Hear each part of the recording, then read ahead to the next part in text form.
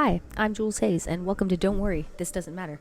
I'd like to talk about something that is occurring to me this moment as I watch the movie Now You See Me for the millionth time. I could watch this over and over. Love the comedy, love the Ocean's 11 if they were magicians type of feel. What I like most is that this is one of those movies. The first time I saw it, I was fooled. They had me believing it all until the big reveal at the end.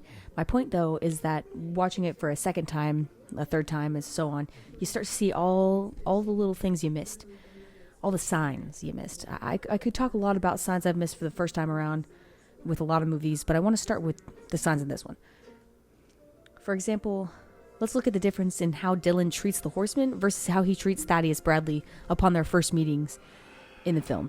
One would think that because the horsemen are criminals and this case is a waste of his time, that Dylan's just being disrespectful and condescending when he questions them. Upon reflection and finding out that Dylan was really the fifth horseman and Shrike's son and just their overall silent mentor, he was just testing them. He was being as harsh as he possibly could to test their resolve and their talent to see up close and personal if they were really ready to join the Eye. Next, let's look at the first meeting between him and Thaddeus Bradley. I will be referring to the director's cut for this scene. Dylan puts on an air of trying to be overly impressed with Thaddeus, with his eye for unraveling deception. This is clearly a show, and for the first time watching, you think, really? You think this guy's awesome for pointing out tricks? And even when Thaddeus points out that he's obviously trying to win him with compliments and fawning, you think, why? And why the hell can't Dylan see any of the obvious parts of the trick, even when Thaddeus points them out? Upon rewatching, he was just trying to pump up his ego. He was an essential part of the final trick. Dylan needed to keep him in the game. He couldn't let him get discouraged.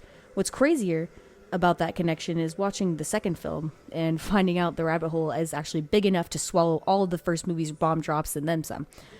Finding out that Thaddeus' involvement with Lionel Shrike in the second film, finding out about that only adds to the rewatching of the first. Suddenly makes sense, why Thaddeus was willing to work with Arthur Tressler after the guy threatened him, and the taking down of the horsemen was all part of the show. Like he said about the French detective, to Dylan over the phone, he said, someone pretty is always there to make the show look good and to make you look the wrong way, and it's probably the person setting up the real trick. If you'd like to hear more signs you may have missed, I may do a part 2 or an episode on a different movie. If you are annoyed with the obvious things I should not have missed, as always, don't worry, this doesn't matter.